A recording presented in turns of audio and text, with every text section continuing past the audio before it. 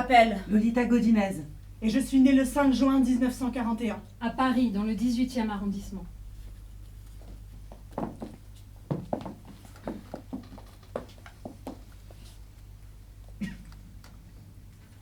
Pourquoi les mots libre, liberté, libération, libérateur ont eu autant d'importance au cours de ma vie? Pourquoi l'injustice m'a-t-elle toujours mise hors de moi et m'a parfois fait prendre des risques inutiles ou utiles?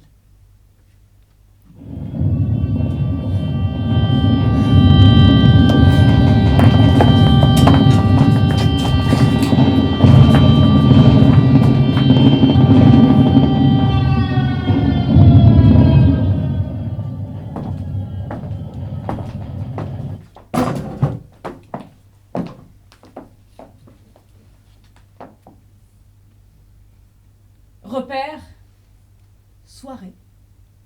Je suis née pendant que ma mère, Simone, vomissait les fraises ramenées de la campagne l'après-midi même par mon père, Eusebio, ainsi que la crème fraîche qu'elle avait goulûment mangée 3 heures avant ma venue.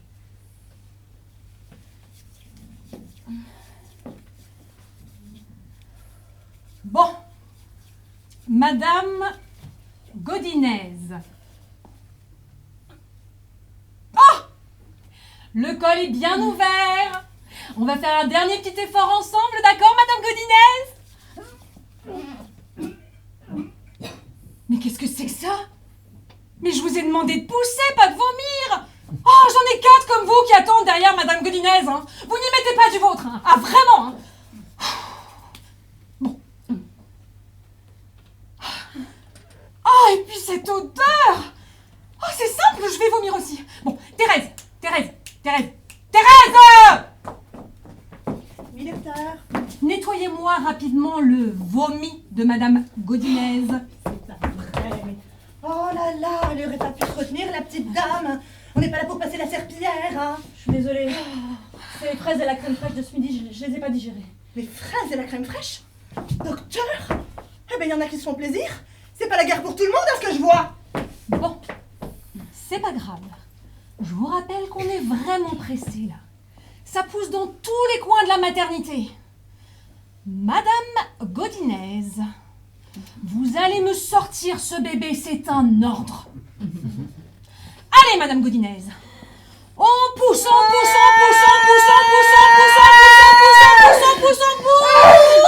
y est presque, je vois la tête. Allez, un dernier petit effort, Madame Godinez. On pousse. Ben le voilà, les jolis petits gars. Ah non, c'est une fille. Bon, c'est pas grave, vous ferez mieux la prochaine fois. Comment vous allez l'appeler? Lolita. Comment vous allez l'appeler? Lolita. Lolita? C'est pas un peu espagnol, ça? Bon, c'est pas grave. Allez, bébé Lolita. Va falloir respirer un grand coup maintenant. Pourquoi j'aurais respiré? J'ai découvert la pesanteur, la tête en bas. Les pieds tenus fermement, le médecin m'a frappé. En colère, j'ai répliqué « Ouah !» et j'ai serré les poings. Je ne les ai jamais desserrés.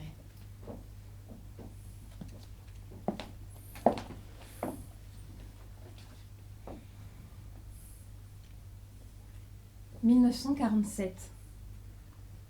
Ma mère quitte mon père. Elle a trouvé un travail de dactylo, alors qu'elle n'a jamais vu une machine à écrire, au poste parisien, sur les Champs-Élysées, qui deviendra plus tard la RTF. Les emplois sont proposés en priorité aux anciens résistants. Logeant dans une chambre de bonne, sans eau, sans chauffage, avec un WC sur le palier, un lit, une petite armoire, un cajot retourné en guise de table et un salaire de fonctionnaire au plus bas, elle me met en pension chez une amie, sûre que je vais pouvoir manger à ma faim. Entre 6 et 13 ans, j'ai vécu dans 5 familles différentes, plus une année à l'internat. J'ai changé d'école 4 fois. Ça forge le caractère. Heureusement, j'ai mon nounours à qui raconter mes histoires.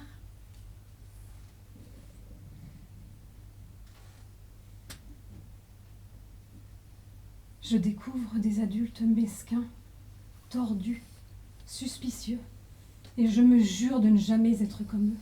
Je comprends vite qu'il vaut mieux être transparente, insipide. Je ne fais pas de bruit, je ne crie pas, je ne chante pas. Mais dedans, ça boue. S'il y a injustice, je le dis. Ce qui me veut des punitions. Avec mes copines, je suis chef de bande. Il paraît que j'ai des mains de pianiste ou de sage-femme. J'hésite. Je voudrais être maçon, construire ma maison.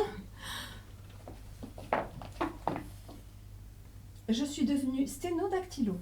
Ma mère me voyait dans un bureau jusqu'à la fin de mes jours. Je suis devenue intermittente du spectacle, chef monteuse de films. Et je suis restée pétroleuse.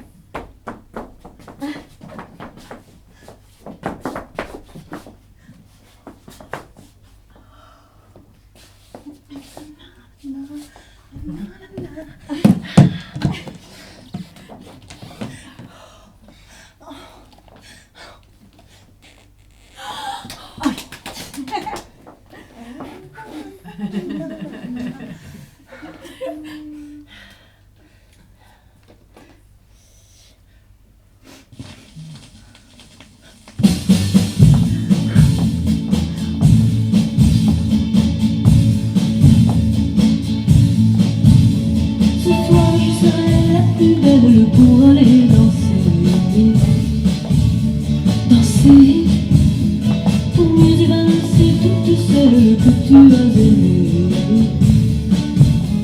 aimées. Ce soir je serai la plus tendre que tu me diras, diras. Tous les mots que je veux entendre murmurer par toi, par toi. L'espoir de la robe que j'ai voulu et que j'ai cousu point par point. Au soir chiffonné, les cheveux que j'ai coiffés, décoiffés par tes mains. Quand la nuit ferme ses ailes, j'ai souvent rêvé, rêvé que dans la soirée, la dentelle, le soir je serai la plus belle pour aller danser.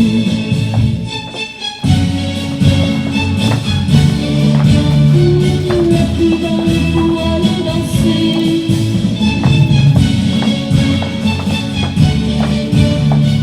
La plus belle pour aller danser. La plus belle pour aller danser.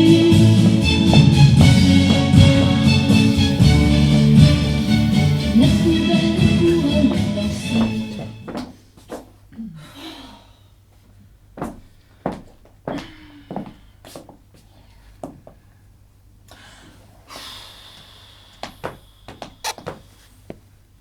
Les files d'attente sont épatantes. L'accès au self-service serpentant sur 1, 2, 3 lignes. La première fois que je le vis, il était de profil. La deuxième fois, de face.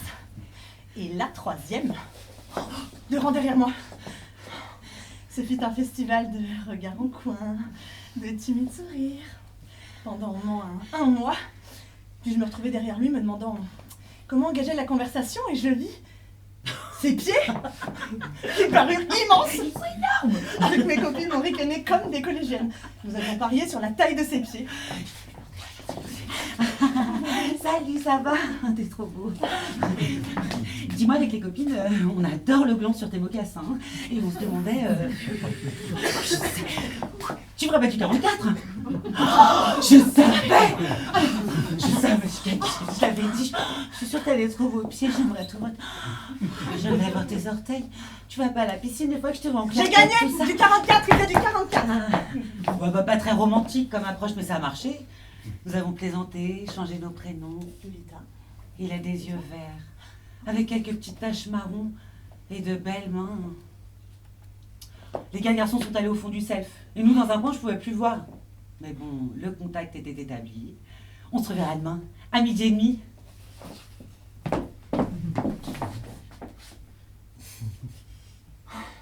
Le lendemain, rien. Ni les jours suivants. Je ne l'ai plus vu. Envolé. Disparu. J'appris qu'il était en Bolivie. Pour 3 mois, il aurait pu le dire quand même.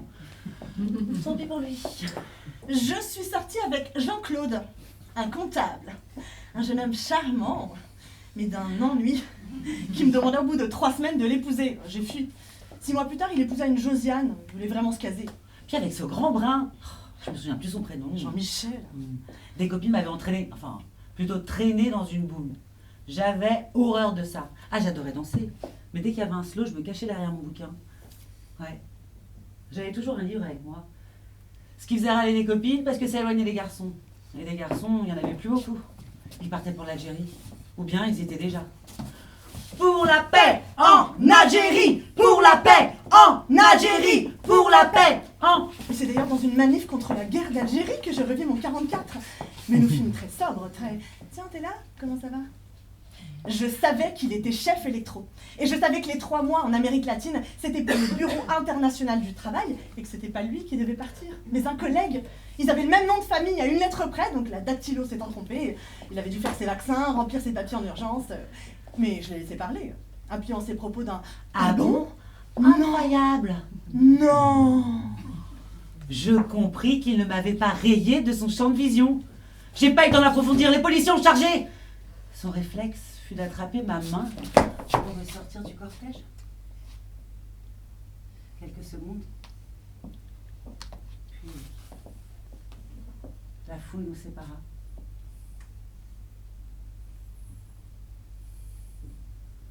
Je trouvais étrange qu'à 26 ans, il habite encore chez ses parents. Moi, dès mes 21 ans, j'avais déménagé. J'habitais une chambre de bonne, avec eau courante, s'il vous plaît, et WC sur le palier. Une table, 2 chaises, un lit, un évier, une penderie, une plante verte. 6e étage sans ascenseur, derrière la gare Saint-Lazare, rue de Londres. Pas de téléphone. Il pouvait me joindre qu'au bureau.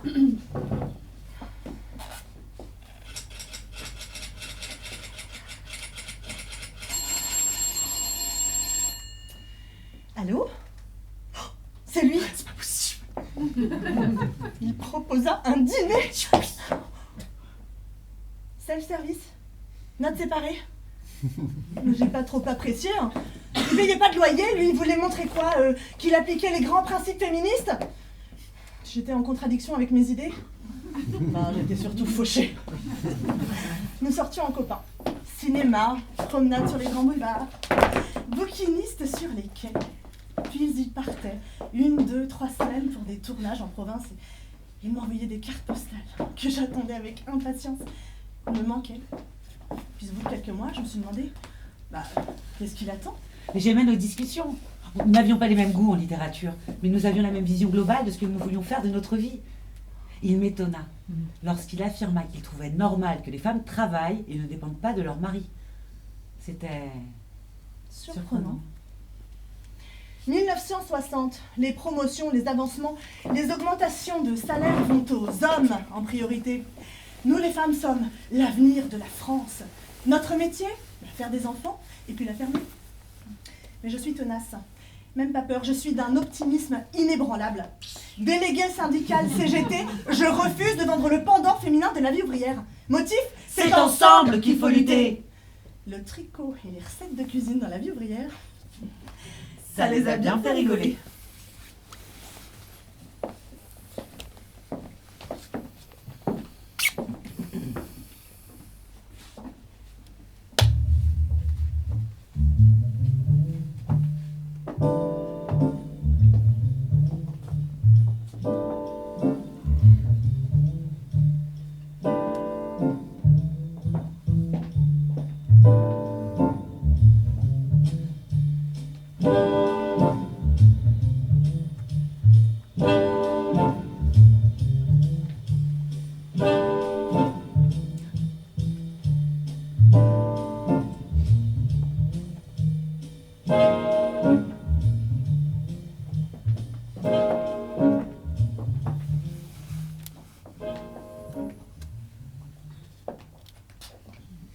On ne naît pas femme. On le devient.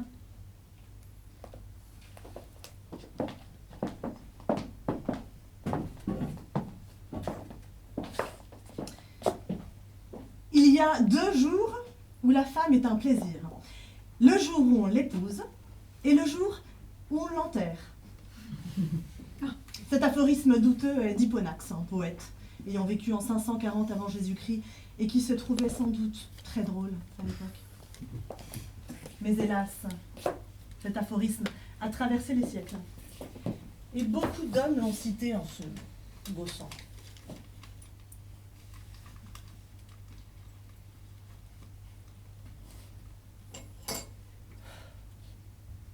Je m'appelle Simone de Beauvoir et je suis née le 9 janvier 1908 à Paris, dans le 6e arrondissement.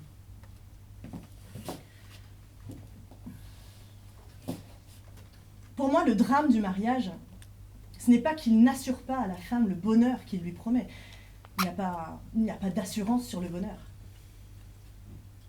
C'est qu'il la mutile. Il la voue à la répétition et à la routine. Les 20 premières années de la vie féminine sont d'une extraordinaire richesse. La femme traverse les expériences de la menstruation, de la sexualité, du mariage, de la maternité. Elle découvre le monde et son destin. À 20 ans, maîtresse d'un foyer, liée à jamais à un homme, un enfant dans les bras. Voilà, sa vie finie pour toujours. Le principe du mariage est obscène, parce qu'il transforme en droit et en devoir un échange qui doit être fondé sur un élan spontané. Il donne au corps, en les vouant à se saisir dans leur généralité, un caractère instrumental, donc dégradant. Le mari est souvent glacé à l'idée qu'il accomplit un devoir. Et la femme a honte de se sentir livrée à quelqu'un qui exerce sur elle un droit. Ce ne sont pas les individus qui sont responsables de l'échec du mariage. C'est l'institution elle-même qui est originellement pervertie.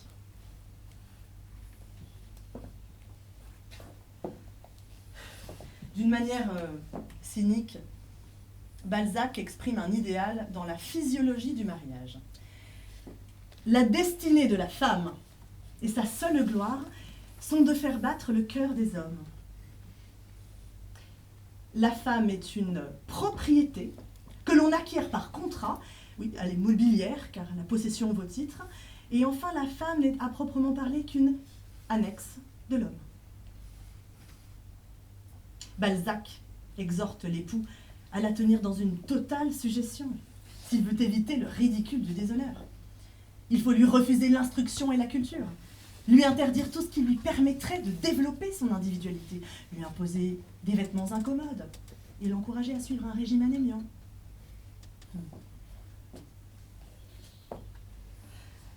Par compensation, on les honore. On les entoure des plus exquises politesses. La femme mariée est une esclave qu'il faut savoir mettre sur un trône, conclut Balzac. Nul n'est plus arrogant à l'égard des femmes, agressif ou dédaigneux, qu'un homme inquiet de sa virilité.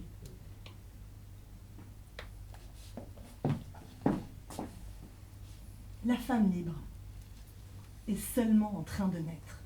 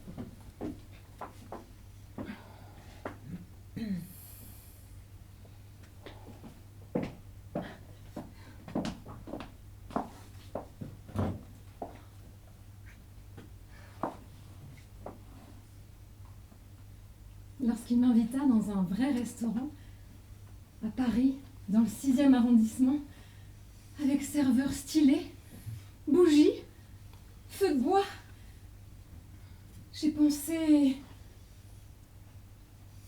C'est du sérieux. Cadre romantique, dîner romantique, le top. Puis, il me raccompagna en bas de chez moi. Premier baiser, un seul, et il rentra sagement chez ses parents. Pour être franche, j'aurais bien voulu aller plus loin. Mais ce n'était pas le bon moment. Je pouvais entre telle et telle date. C'est une amie qui m'avait expliqué la méthode Ogino. Jusqu'à présent, ça avait très bien marché. Et puis, qu'est-ce qu'il aurait pensé dès le premier soir? Non. Son travail, l'obligeant à de fréquentes et longues absences, nos lettres, d'abord timides, évoluèrent rapidement vers d'autres sentiments. J'écrivais tous les jours, poste restante. J'avais le planning des villes où il séjournait. Puis, il dormit chez moi. Parfois, de plus en plus souvent. Et il l'apportait et remportait son linge. Le jour où je lui tendis une de ses chemises amoureusement lavée et repassée, il remarqua. Quand il manque un bouton, ma mère le recoud. Mais rentre chez ta mère. Et quand il me demanda gentiment de lui préparer un lapin aux carottes, son plat préféré, je me dis bon, va falloir que je m'y mette à la cuisine. Je fis comme je pus sur mon camping-gaz de feu. Il goûta. Ne fit pas la grimace, non. Mais...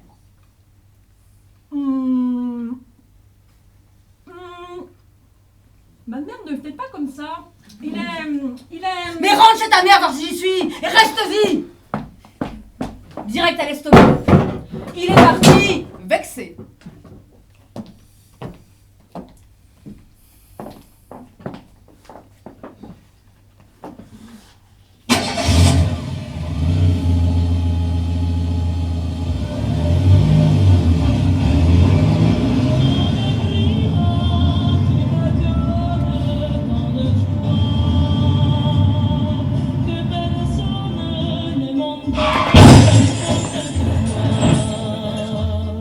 C'est ta bouche qui m'apporte ma joie de vivre.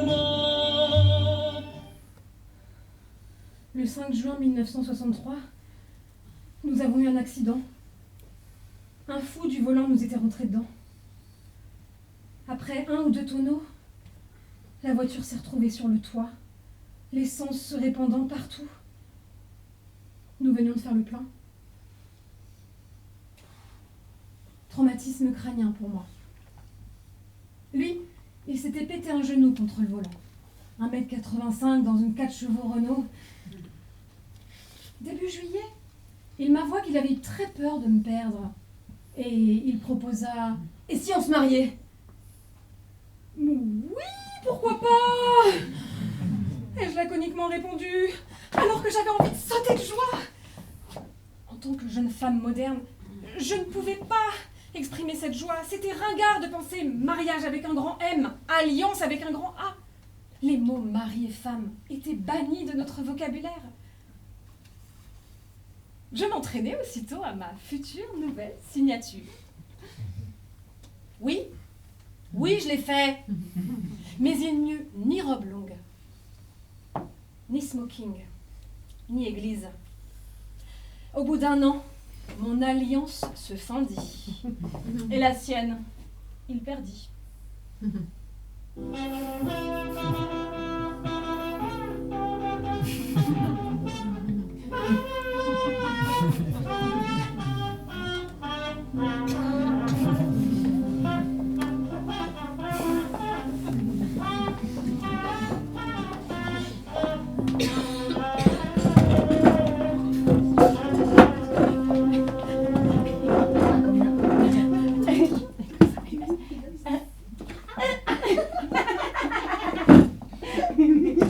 Mesdemoiselles, Lolita, je vous ai vu. Asseyez-vous et arrêtez d'ennuyer vos petites camarades. Poursuivons. Pour celles que cela intéresse.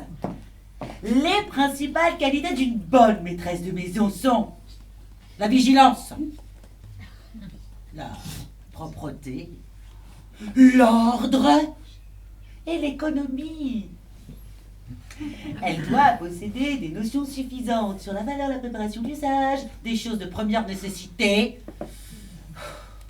Elle doit savoir diriger avec intelligence et habileté l'intérieur de sa maison, lui donner tout le confort possible pour le rendre cher et attrayant à tous les membres de la famille. Le premier talent de la ménagère est de savoir bien distribuer son temps. Taisez-vous! Je m'en mêle. Elle doit se lever de grand matin. En employant bien la matinée, elle pourra consacrer une partie de l'après-midi à la couture. Car outre les soins ordinaires du ménage, la maîtresse de maison doit savoir manier habilement. Lolita, qu'est-ce que je viens de dire? Vous ne pouvez pas vous empêcher de parler.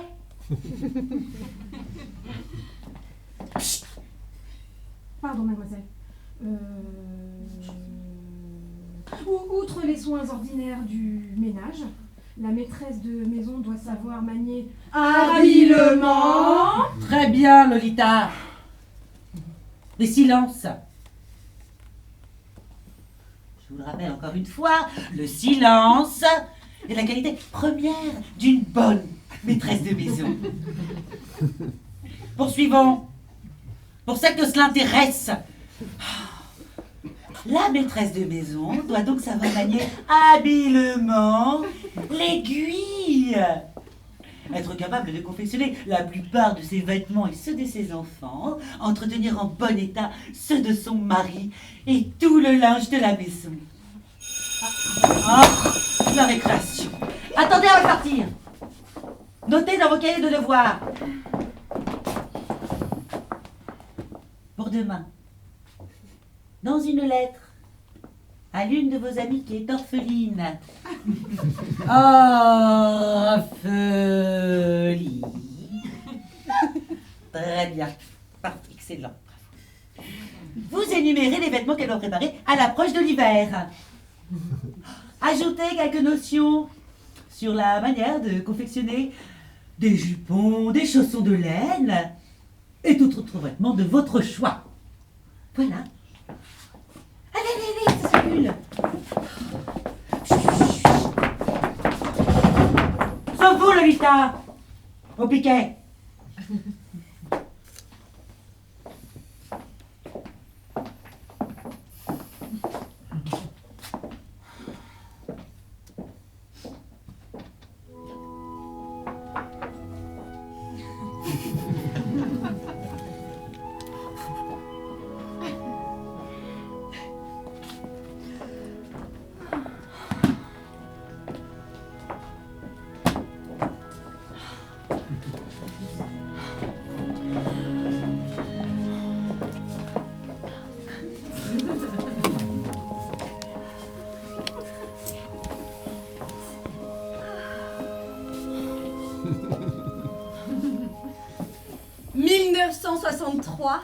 « 1964. Paris 20e. 2 pièces, salle de bain, cuisine, un lit, une table, 2 chaises, cuisinière avec four. Le bonheur au 6e étage, avec ascenseur. Sur la corde à linge, les slips kangourous côtoyant mes petites culottes ondoyaient doucement sous le souffle léger d'un vent de printemps. Il m'appelait ma biche, ma colombe. Je l'appelais mon lapin, mon nounours. Mon lapin. Ma biche, Mon nounours. ma colombe. Oh, mon lapin. Oh ma biche! Oh ma colombe! Oh ma biche! Oh ma colombe!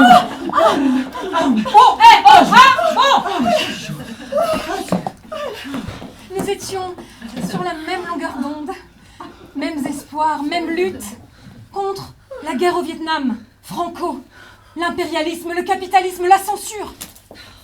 L'amour était là. Le vrai. Un diamant. De l'or pur.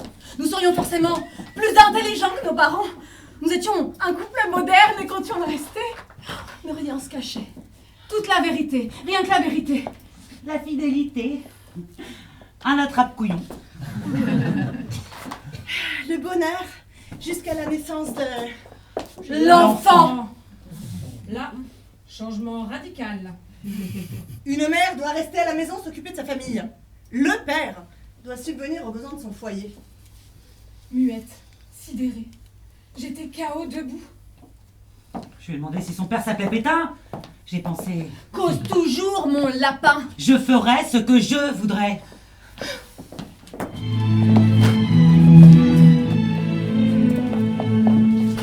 Il y a 2 filles en moi, celle qui chante la joie.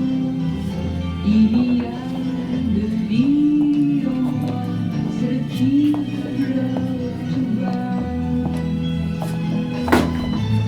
L'une me dit que tu m'aimes, mais l'autre ne le croit pas. Pour les deux, j'ai de la peine, il y a 2 filles en moi. 1966. 1967. Thiers, cité dortoir coincée entre 2 cimetières. Bus le matin jusqu'à 9h et puis rien, le vide. Ma fille fait ses dents, mon fils des cauchemars. Pas une nuit sans me lever 2, 3, 4 fois. Mari quasi absent, les tournages durant 1, 2, 3 mois. Je suis fatiguée, mon pull est taché, pourquoi en changer? Un bébé ça crache, ça vomit, ça remplit ses couches jusqu'au prochain biberon où ça recommence. Autant garder celui-là.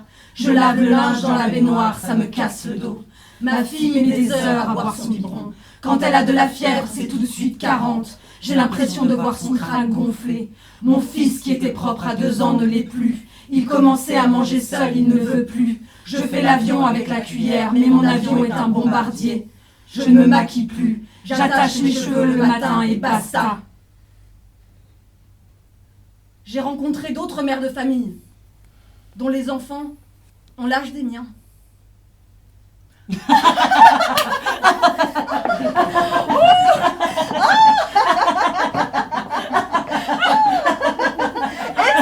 ton café, Nadine. Ah oui, comme toujours.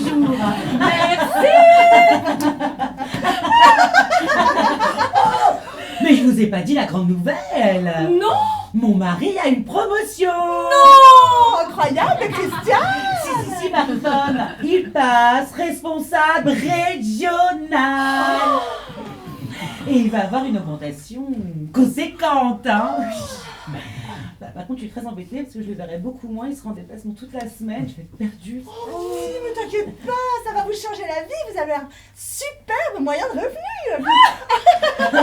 Ah oui, alors, tu as bien raison. On pourra peut-être même s'acheter cette maison avec jardin en banlieue. Quel bonheur! Et moi donc.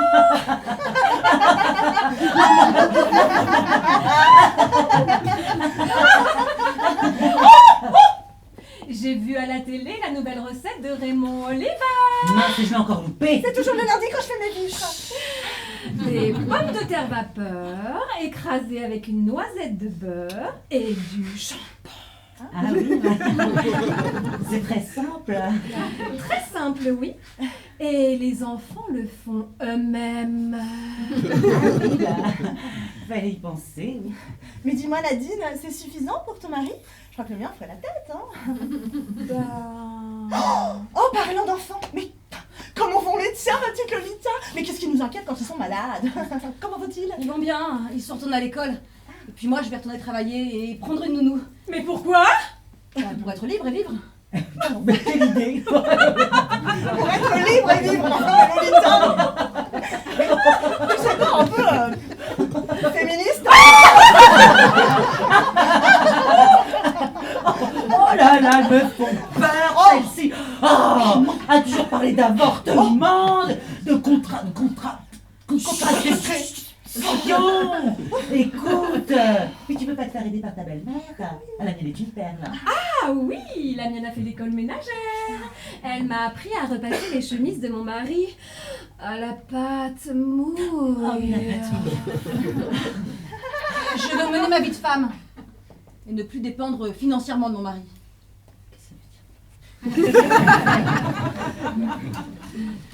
Dis-moi, ma Lolita, ton mari va aller voir ailleurs. Méfie-toi, tu files un mauvais coton, ma chérie. Je commence lundi. Ah, Oh bah, 16h20. Ah bah c'est le moment d'aller chercher les enfants à l'école et puis de faire partir le dîner parce que vous avez Michel déteste arriver que ce soit pas prêt. tu as la raison, Marie-Bonne. Moi aussi, j'ai une blanquette à faire mijoter moi 1 heure sur le feu, faut y aller. Oui. À demain l'énormément droit. À demain.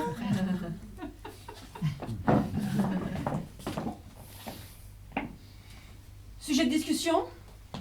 Les enfants, le mari.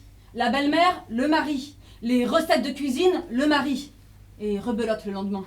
J'en suis à organiser des ventes à domicile, rien que pour voir d'autres têtes. Quand le mien de mari rentre, il s'attend à être reçu en héros. Les enfants sont contents, ils sont couverts de cadeaux. Moi, j'ai de la farine sur la joue. Une trace de confiture. Je ne me maquille plus. Il doit me trouver moche, ça m'est égal. Il râle, comme son père. Parce qu'il n'est pas servi dès qu'il est assis ou parce qu'il n'aime pas ce poisson-là. Il fait des réflexions sur le ménage. Il laisse traîner ses chaussures pleines de boue dans l'espoir qu'elles se nettoieront toutes seules. Il travaille, lui. Ne pas tomber enceinte est une obsession. Abstinence, méthode Ogino, coït interrompu sont conseillés. La contraception et l'avortement sont toujours punis de prison. Le planning familial me donne l'adresse d'un médecin. Sur mon lieu de résidence, je n'en reviens pas à 2 pas de chez moi. Ça va remonter le moral. Parce que là, j'en ai marre de parler que d'enfants, de couches, de rougeole, de varicelle, de vomi, de recettes de cuisine, d'entendre les femmes râler après leur mari et de courir pour préparer le souper, de tout faire pour que monsieur soit de bonne humeur. Le jour où je me suis aperçue que je me comportais de la même manière, j'ai eu un choc. Je me suis regardée dans le miroir et j'ai pas aimé ce que j'ai vu. Pas aimé du tout. J'ai rappelé mon ancien patron. Il m'a proposé en riant un poste de secrétaire à la Fédération française de football. Bon, j'ai dit non. Et puis, il m'a dit qu'il cherchait une secrétaire de production pour un montage sur la guerre de 14-18 chez Pathé Cinéma, rue Francoeur. Là, j'ai dit oui. Oui et oui. Mon conjoint n'était pas content.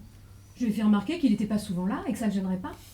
J'ai repris le travail, trouver une nounou et 4 heures de transport. Récupérer les enfants, les nourrir, les baigner, leur raconter une histoire. Ça épuise. Si t'es fatiguée, t'as qu'à pas travailler. Je n'ai plus jamais appliqué les conseils à la con lus dans les magazines à la noix. Et je suis redevenue la guerrière que j'avais toujours été. Après tout, c'est ce qui lui avait plu. J'ai donc découvert qu'il n'y avait pas d'homme moderne à la maison. Le macho était bel et bien là. Il refusait d'aller chercher son fils à la crèche. Ce n'était pas la place d'un homme. Je suis remontée sur le ring, dans la cuisine. Crochet, uppercut à revoir dans le couloir. Ne plus pratiquer l'esquive. Attaquer sur le palier. Jeu de jambes. Inexistant. Prendre les escaliers. J'étais en colère.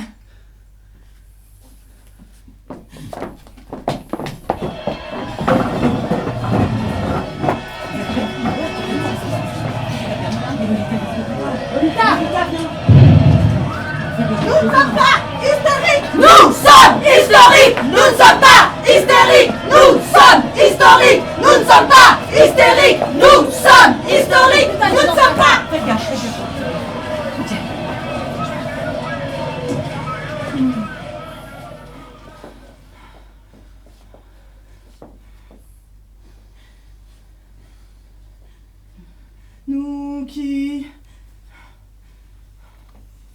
Nous qui sommes sans passé, les femmes, nous qui n'avons pas d'histoire,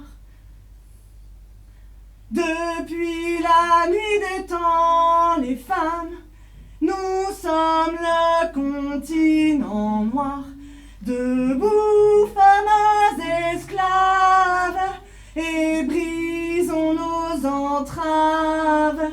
Debout, debout, debout, asservis, humiliés les femmes, achetées, vendues, violées, dans toutes les maisons, les femmes, hors du monde reléguées, debout, femmes esclaves, et brisons nos entraves. Debout, debout, debout, seules dans notre malheur, les femmes, l'une de l'autre ignorées, ils nous ont divisés, les femmes, et de nos sœurs séparées. Debout, femmes esclaves, et brisons nos entraves. Debout, debout, debout, reconnaissons-nous les femmes, parlons-nous, regardons-nous, ensemble on nous opprime les femmes, ensemble révoltons-nous. Debout, femmes esclaves, et brisons nos entraves. Debout, debout, debout, le temps de la colère, les femmes, notre temps est arrivé. Connaissons notre force, les femmes, découvrons-nous des milliers. Debout, femmes esclaves, et brisons nos entraves. Debout, debout, debout.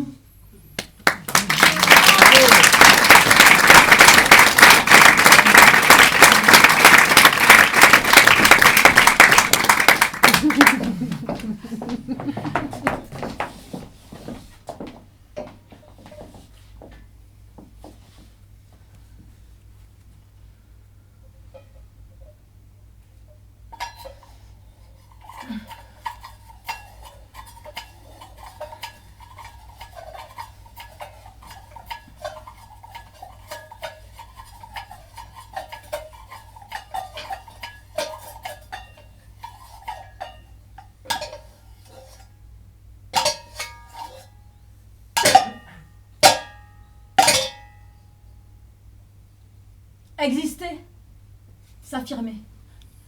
Dur, le jour où je me suis rendu compte que j'étais devenue épouse de. Adossée au vaisselier, le regard dans le vide, j'essayais de ne pas penser. Penser. Un bien grand mot pour ce que j'avais dans la tête. Mes casseroles. Mes pensées étaient pleines de casseroles. Je me surpris à parler à une casserole.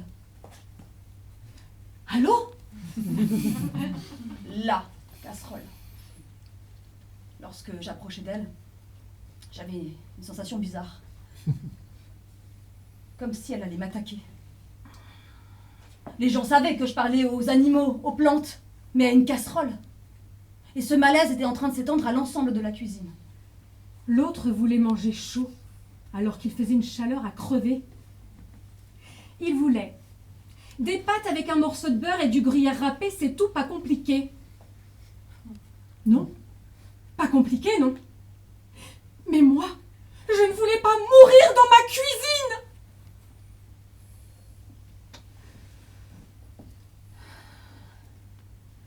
Je regardais la chose. C'était ma plus vieille casserole. Une rescapée des divers déménagements.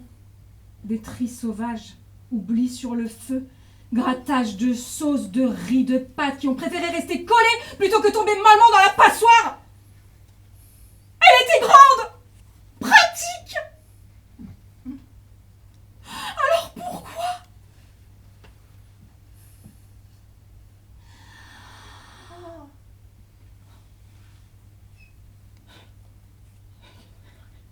C'était une rescapée des cadeaux de mariage. Les cadeaux de mariage. Casserole, fait-tout, fer à repasser, service à thé, à café, à moka, bol, bonne journée. Verre à vin blanc, rouge, apéritif, sangria, liqueur, limonade, whisky, cognac, cafetière et tasses assorties, assiette à soupe, plate, 3 tailles, entrée, plat de résistance, à dessert, à poisson, à huître, à couscous, à paella, couteau, fourchette, grande et petite cuillère, pince à sucre, pelle à tarte, parfois en double ou triple.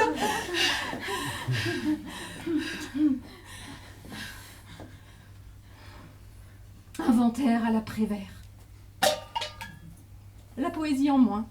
Sois une bonne ménagère, mes mères. C'est par le ventre qu'on retient son mari. Et le bas-ventre aussi, disait le plus hardi, le rigolo des jours de noces. J'avançais la main. Allez, allez, un petit effort.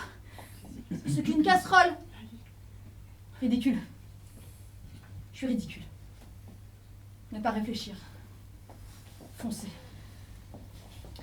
J'attrapais le manche de cette foutue casserole et je me retins de hurler. Je sentis le cri monter, monter, et je la balançais dans l'évier. Bruit de ferraille et de mes jurons. Ça fait casserole. La porte de la cuisine s'ouvrit 2 minutes plus tard. Tu t'es brûlé? Non! T'as pas vu ma casquette? Non! La porte se referma. Je ne peux plus. Je ne veux plus faire la cuisine. Je ne veux plus tenir des poignets, Des manches, des queues de poils. des queues de casserole. J'en ai vraiment soupé, si je puis dire.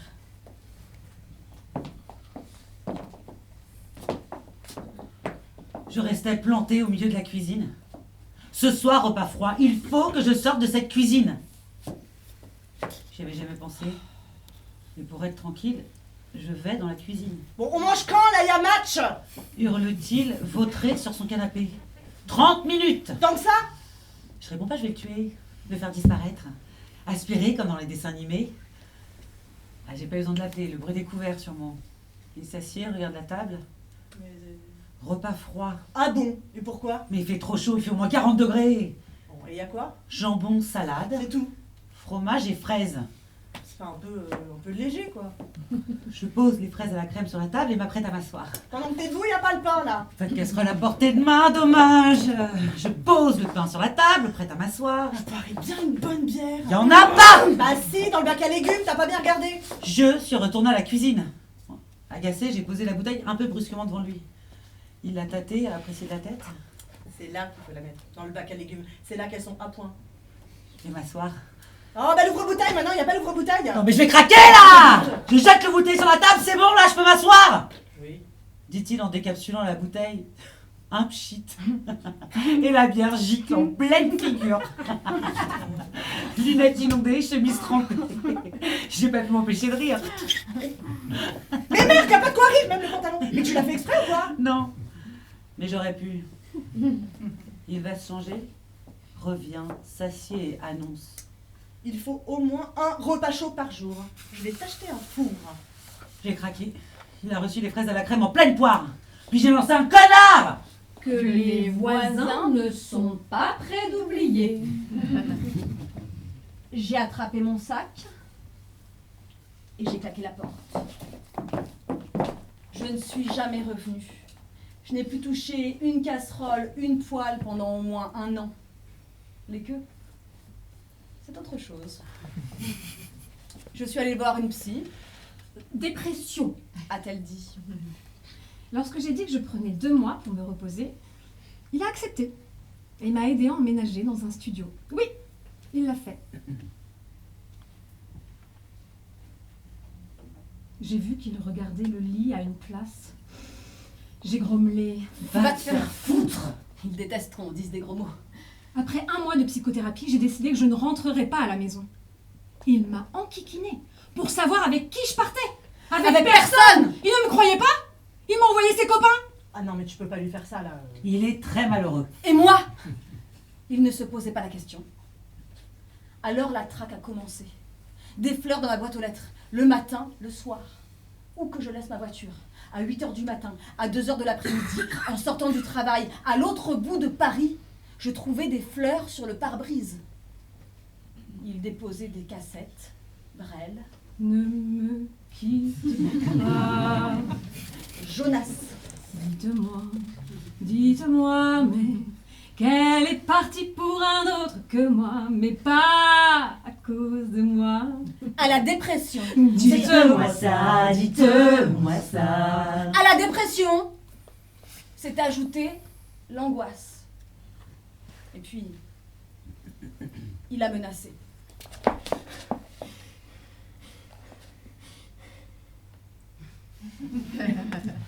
Si tu demandes le divorce, Je me suicide. Un de ses copains venait de passer à l'acte.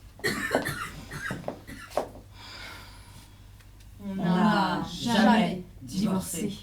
Dites-moi, Dites-moi, mais qu'elle est partie pour un autre que moi, mais pas à cause de moi. allez, dites-moi ça, dites-moi ça, dites-moi, Dites-moi, mais qu'elle est partie pour un autre que moi, mais pas à cause de moi.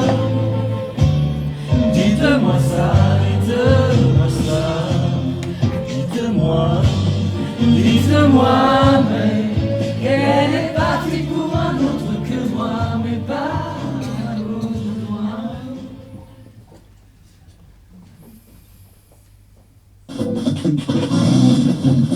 Pour l'évolution de la situation dans nos prochaines éditions.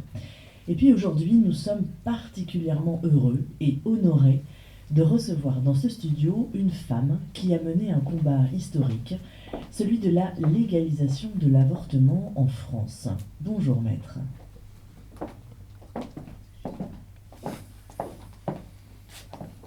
Je m'appelle Gisèle Halimi et je suis née le 27 juillet 1927 à La Goulette en Tunisie.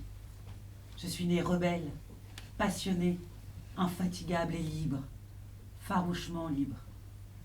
Et mon chemin vers la liberté est passé d'abord par cet énorme appétit de connaissances. J'avais une vraie passion pour les livres, c'était ça, la vraie nourriture.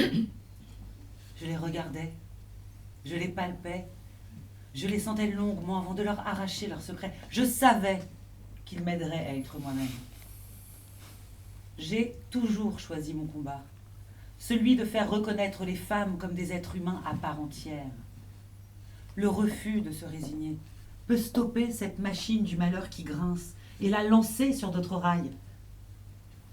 Je crois que ce qui hâta ma prise de conscience et mon rejet des théories religieuses, c'était d'accepter cette totale dépendance d'un avenir régi par l'homme. Je préférais disparaître que d'accepter cette invisibilité. J'étais habitée par une volonté sauvage d'en découdre, à l'égal de celle des esclaves qui ne s'appartiennent pas et qui n'ont à perdre que leur chaîne. La société refusait aux femmes tout pouvoir sur leur corps. Quelle bêtise! Aujourd'hui, je ne regrette rien. Et je suis particulièrement fière de ce que j'ai dit au tribunal lors du procès de Bobigny en 1972, alors que je défendais Marie-Claire, poursuivie pour avoir avorté après avoir subi un viol.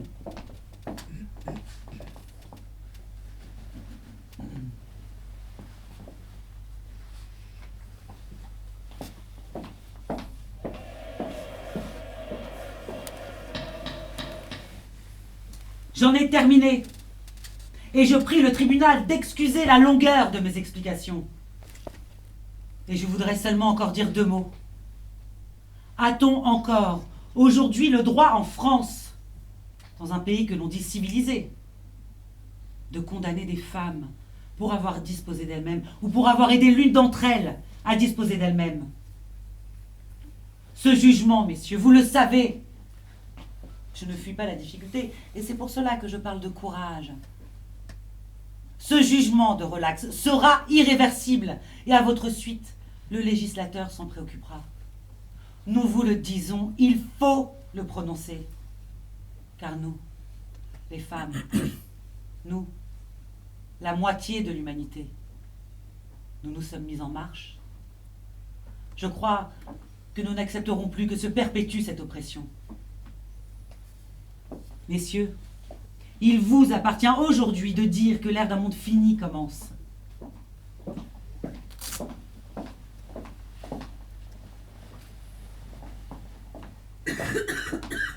Disons qu'on a bien déblayé le terrain. La sensibilisation sur ce sujet a fait son chemin chez les magistrats eux-mêmes. De 518 condamnations pour avortement en 1971, on est passé à 288 en 1972, puis à quelques dizaines en 1973. Il faut une relève à qui donner le flambeau. Le combat est une dynamique. Si on arrête, on dégringole. Si on arrête, on est foutu, car les droits des femmes sont toujours en danger.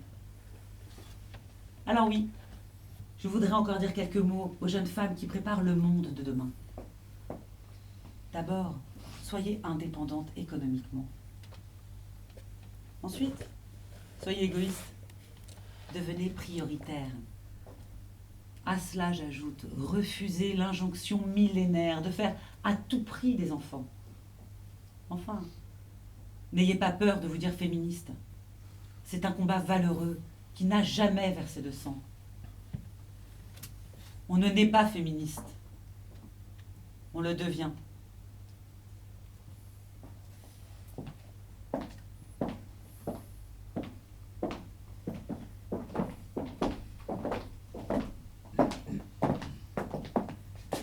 « 18 ans que je l'ai quitté. Pendant des années, j'ai pensé que c'était sa faute, uniquement sa faute. Et je le haïssais pour l'échec de notre couple. Le temps passant, réfléchissant plus sereinement, je me dis que ce n'est pas aussi simple que ça. Et que ça m'arrangeait bien de penser comme ça. 1968 nous a rapprochés, puis définitivement désunis. J'avais suivi à la radio les émeutes du quartier latin. Bloqué en banlieue avec les enfants, j'enrageais de ne pas pouvoir intervenir. Mon mari, lui, ne rentrait pas, selon les transports. Il disait que c'était dangereux, qu'il valait mieux. Moi, j'ai trouvé une location en Normandie, je ne sais plus comment, et j'y ai envoyé mes enfants avec les beaux-parents, juste avant qu'il n'y ait plus d'essence. Là, j'ai pu militer, manifester comme je le voulais. Nous occupions la maison de la radio. Je croisais parfois d'anciens collègues, non grévistes, qui râlaient et qui pestaient. Quand le travail reprit, et avec leur salaire doublé, parfois même triplé, j'eus beau jeu de leur dire « alors ». Ça n'a servi à rien. Je me souviens avoir dit « mai 68, je le fais aussi dans mon couple ». Et je n'étais pas la seule. Nous faisions cela en douceur, enfin, essayons. Il y avait du travail. J'avais 27 ans en 1968. À l'école, dans les années 50, nous, les jeunes filles, entre cours de couture et de cuisine, apprenions à respecter l'homme, le mari, le père, le patron. Les garçons, eux, entre cours de plomberie et d'électricité, apprenaient à devenir des hommes, des vrais. Courageux, honnêtes, travailleurs, qui ne pleurent pas. Les filles devaient cacher leur corps. À 16 ans, à mon tout premier emploi, j'ai dû porter une gaine censée effacer les formes. Puis, une combinaison pour effacer la gaine. Et enfin, une jupe qui ne colle pas pour effacer le tout, alors que j'étais plutôt maigrelette. Couleur recommandée, noir, gris, bleu marine, jupe mi-mollet, chemise éclair, pantalon interdit au travail. Les garçons devaient montrer leurs muscles, étaler leur force. La nuque bien rasée, cravate obligatoire, avoir des copines. Viril, quoi. Les filles devaient rester vierges jusqu'au mariage. Si tu reviens enceinte, je te mets à la porte. Mes copines aussi l'ont entendu. Bref. Il ne fallait pas se faire remarquer. Être transparente. La fermer. Alors 1968, à la poubelle les porte-jartelles. La légende dit que certaines ont aussi jeté leurs soutifs. Moi, je les ai gardés. J'en avais des jolis. Et j'ai appliqué, avec enthousiasme. Il suffit de voir 2 photos. L'une, en 1964. chemisier blanc, chignon, jupe droite noire. L'autre, en 1970, casquette mauve, blouson en acrylique jaune poussin, poils longs, bande jaune brillante, pantalon vert d'eau. La photo est en noir et blanc, mais moi, je sais. Puis, mini-jupe, cuissarde, cheveux longs soigneusement lissés au fer à repasser, la tête posée sur la table à repasser, sabots, veste en mouton retourné brodée, puis les horribles pantises pour cause de messieurs libidineux qui mataient sous les escaliers de certaines stations de métro. Fossiles, accroche-cœur, yeux de biche, tout, j'ai tout fait. Mais sous cette façade rigolarde, c'est notre indépendance que nous défendions. Indépendance financière, intellectuelle, familiale, le droit d'être soi. Ne plus dépendre d'un père, d'un mari. Longue, très longue lutte.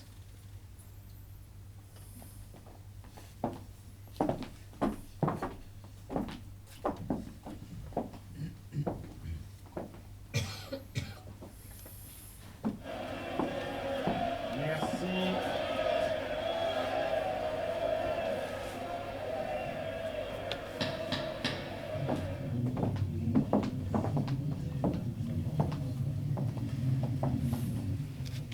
Madame Veil, je vous en prie, c'est à vous. Je voudrais vous faire partager une conviction de femme. Je m'excuse de le faire devant une assemblée constituée quasi exclusivement d'hommes. Aucune femme ne recourt de gaieté de cœur à l'avortement.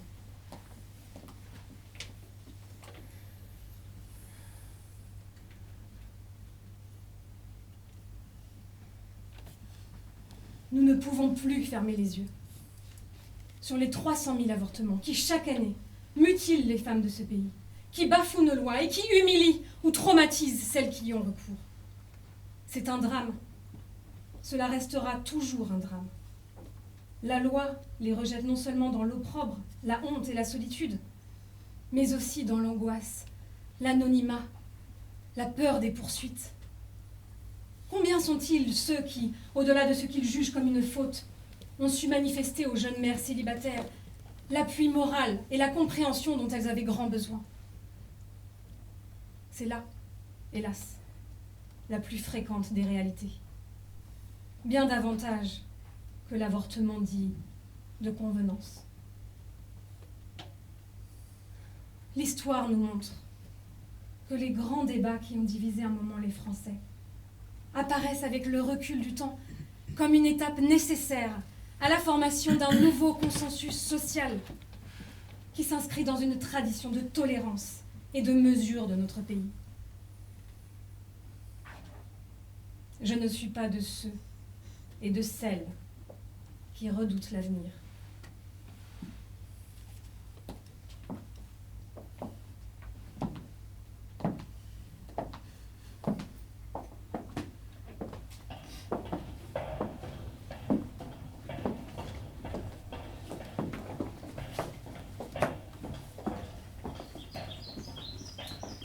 Guillaume, arrête d'embêter ta sœur.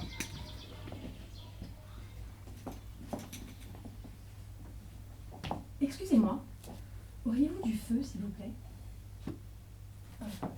Oui.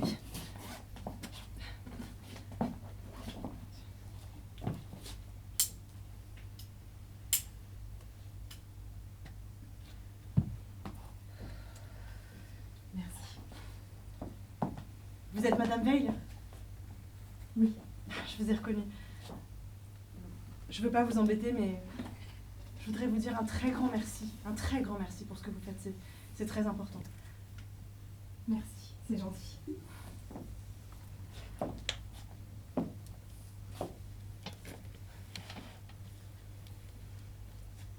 Comment vous appelez-vous? Je m'appelle Lolita Godinez et je suis monteuse dans le cinéma. Et je vous suis attentivement comme beaucoup de femmes. Vous savez, Lolita, Je suis épuisée par tous ces débats sans fin. Les attaques sont violentes parce que le sujet heurte des convictions philosophiques et religieuses. Je m'y attendais. Mais je n'imaginais pas toute la haine que mon discours allait susciter, ni la grossièreté et la monstruosité des propos de certains parlementaires à mon égard. Mais ne lâchez rien, Madame Veil. Moi, en tant que femme, je vous remercie de vous investir autant dans ce projet de loi. Et même si nous sommes de bords opposés, je suis communiste, eh bien, je peux vous dire que vous avez tout mon soutien. Merci, Lolita. Je suis très touchée. Je sais que je suis suivie par l'ensemble des députés communistes. Ça me change de la vulgarité de certains. Ce n'est même pas une question de couleur politique. Ça va bien au-delà. C'est une question de liberté de choix pour nous, les femmes. Liberté de disposer de notre corps. Vous savez ce qui me désole le plus? C'est que les pires détracteurs sont ceux de mon parti. Comme s'ils avaient peur de devenir impuissants. Non. Ce n'est pas à eux de nous dicter leurs lois masculines. Je suis déterminée. J'irai jusqu'au bout, je n'ai pas peur d'eux.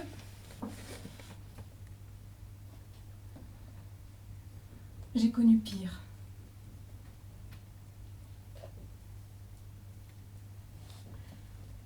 Je dois y retourner. Merci encore, Lolita. Vous êtes admirable, Simone. Pardonnez-moi, je vous dis Simone, mais je me sens tellement proche de vous.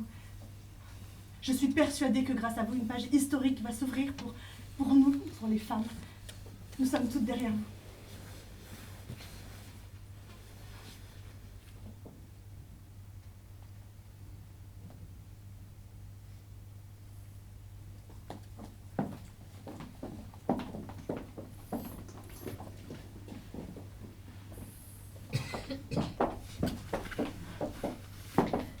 Lorsque la loi qui autorisait la contraception a été votée en 1967, ils s'inquiétèrent.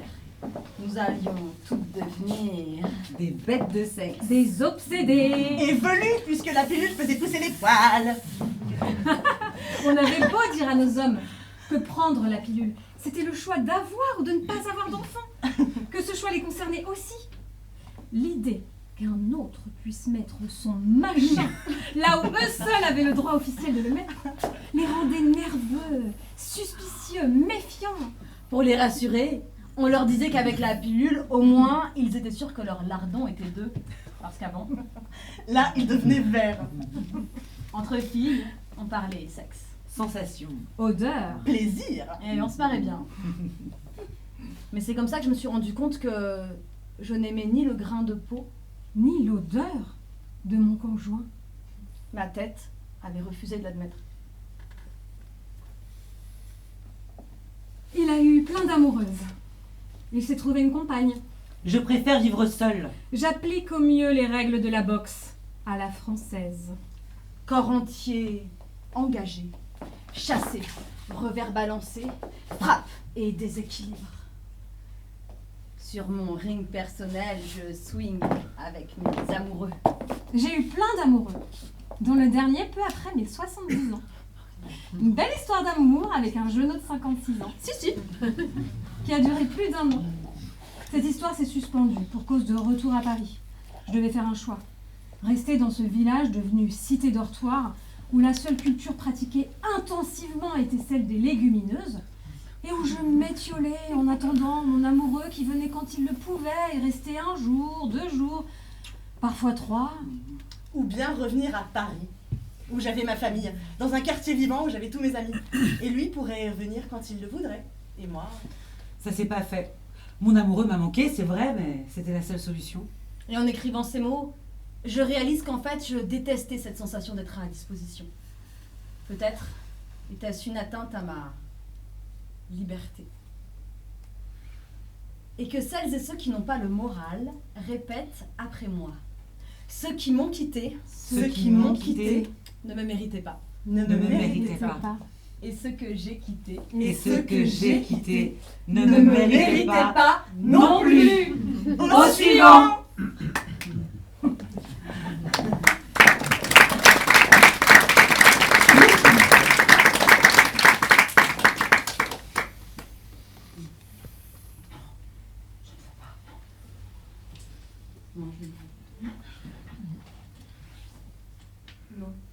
Je ne veux pas. Non. Je ne veux pas. Non, je ne veux pas. Je ne veux pas. Non. Non. Non. Non, je ne veux pas. Non, je ne veux pas. Non. Non, Non. je ne veux pas. Je ne veux pas. Non. Non. Non, je ne veux pas. Non. Non. Non, je ne veux pas. Je ne veux pas. Je ne veux pas. Non, je ne Non, je ne veux pas. Non, je ne veux pas. Je ne veux pas. Non. Non, Non, je ne veux pas. non, non, je ne veux pas. Non, je ne veux pas. Non, je ne veux pas!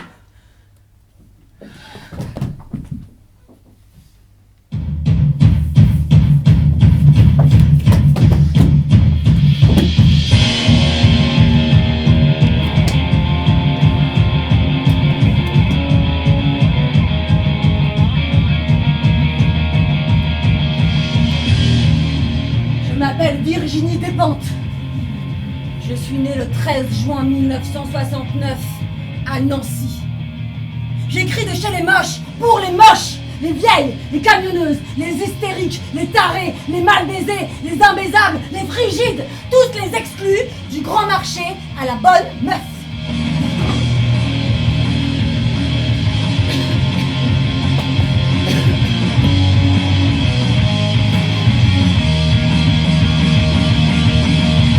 Parce que l'idéal de la femme blanche, séduisante mais pas pute, bien mariée mais pas effacée, travaillant mais sans trop réussir pour ne pas écraser son homme, mince mais pas névrosée par la nourriture, restant indéfiniment jeune sans se faire défigurer par les chirurgiens de l'esthétique, maman épanouie mais pas accaparée par les couches ou les devoirs d'école, bonne maîtresse de maison mais pas boniche traditionnelle, cultivée mais moins qu'un homme. Cette femme blanche heureuse qu'on nous brandit tout le temps sous le nez, celle à qui on devrait faire l'effort de ressembler, à part qu'elle a l'air de beaucoup s'emmerder pour pas grand chose, je ne l'ai jamais croisée nulle part. Je crois bien qu'elle n'existe pas.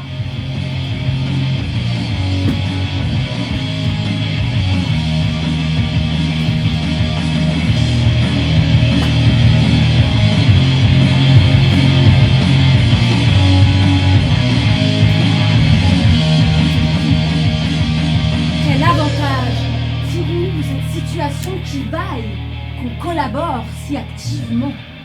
Pourquoi les mères encouragent-elles les petits garçons à faire du bruit quand elles enseignent aux filles à se taire?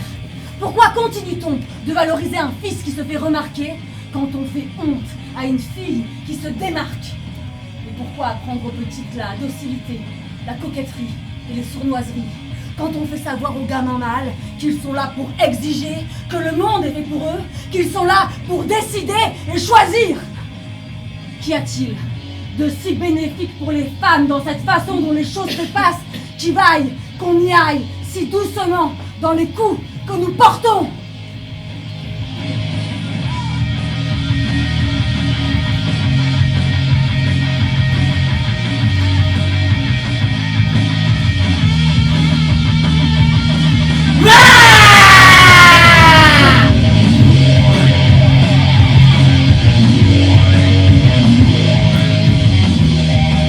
Vouloir être un homme, non! Moi, je suis mieux que ça. Je suis plutôt King Kong que Kate Moss comme fille.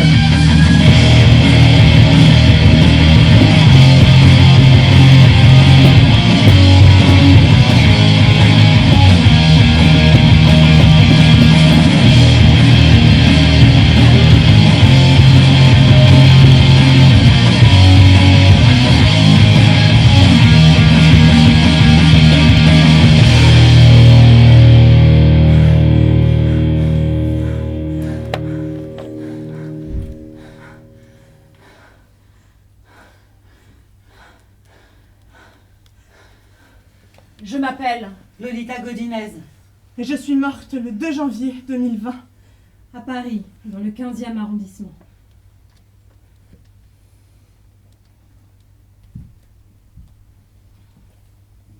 Nous qui avons moins passé les femmes, nous construisons notre histoire.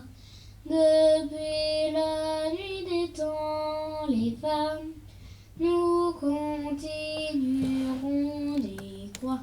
Debout, hommes et femmes, et brisons nos entraves. Debout, debout, debout.